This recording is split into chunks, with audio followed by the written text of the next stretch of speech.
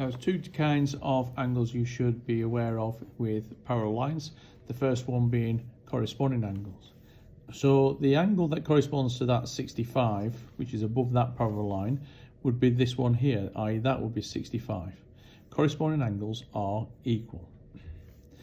Now, with that being 65, we know that B would be 65, but that's not because of parallel lines, that's because of opposite angles, a property that you'll have done lower down the school.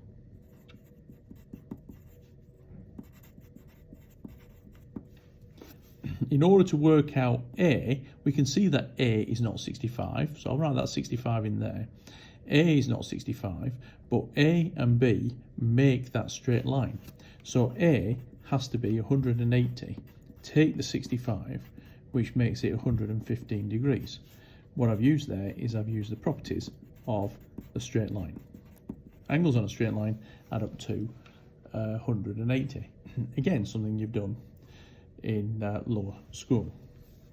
Now, if this angle here is 115 below the parallel line, this angle here below the parallel line is also 115. Why? Because they are corresponding angles. So C is 115 degrees corresponding angles. Repeat myself with a second one. So we've got below the parallel line is 93. Well, below the parallel line up there is P. So P must be 93 because corresponding angles.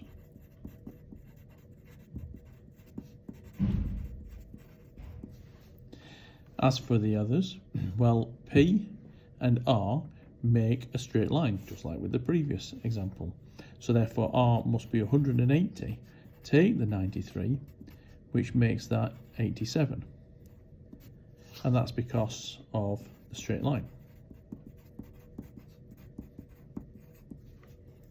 Well, if that's 87, then Q also must be 87 because it is opposite R. They're opposite angles. So opposite angles.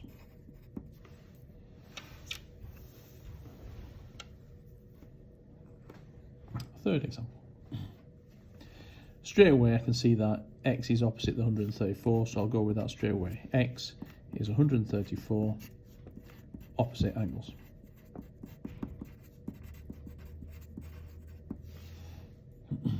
Next thing, we've got that X is below that parallel line, which I've just said is 134.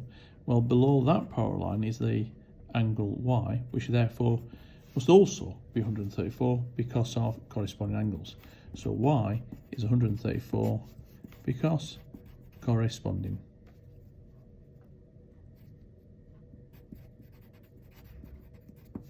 angles.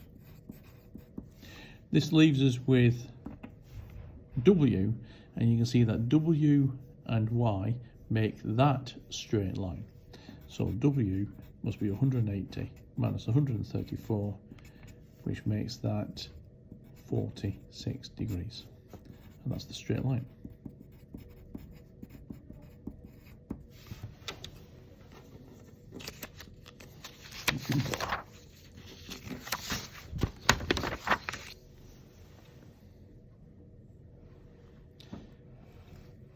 Now the issue we have with this next one is we've got parallel lines, but I've got a line here and I've got a line here. Now this line and this line are not parallel, obviously. However, above this parallel line associated to this line is 47. So above the parallel line, that must also be 47. So N is 47 degrees corresponding angles. And for speed, I'm going to just write CA for corresponding angles. We can see, as with previous questions, there's a straight line there.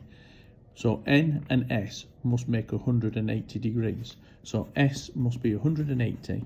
Take the 47, it must be 133 degrees.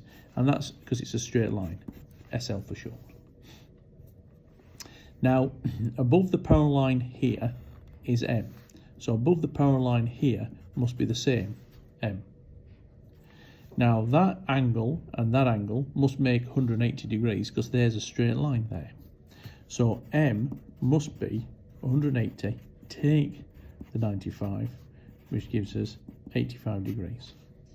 So there's a multitude there. I use corresponding angles to get the fact that that M was the same as that angle up there, but then I use the straight line to establish that M had to be 85. One more. We've got that this angle here is 52, so therefore P, which is opposite the 52, must also be 52 for that reason. So P is 52 degrees. Now P is below the power line, so below the power line of the second line, that must also be 52. So we can see that M must be 180, take the 52, because M and that angle make that straight line. Those two angles make 180 degrees. So we get 128 degrees. And finally, on here, N is, well, there's two ways of saying it. N is opposite the 52, so it's 52 because it's opposite angles, but above the power line is 52, above the power line is N, so N can be 52 because of corresponding angles again. So N is 52 degrees by whichever means you wish to say it. So carrying on with the parallel lines, we've got alternate angles. Now that means that if you've got two parallel lines and you have a third line crossing those two, then that angle and that angle are said to be alternate because they are on alternate sides of this third line and inside the power lines. But likewise, that angle and that angle are alternate to one another and inside the power lines. Alternate angles are always equal. So straight away, if we look at the first example, this angle and this angle are on alternate sides. So therefore B must be 73 degrees because it's alternate angles.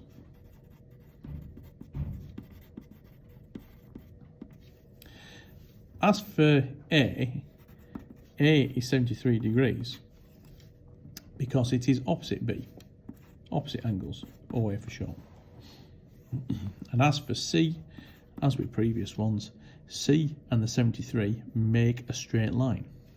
So therefore C is 180, take the 73, which gives you 107 degrees. A second one.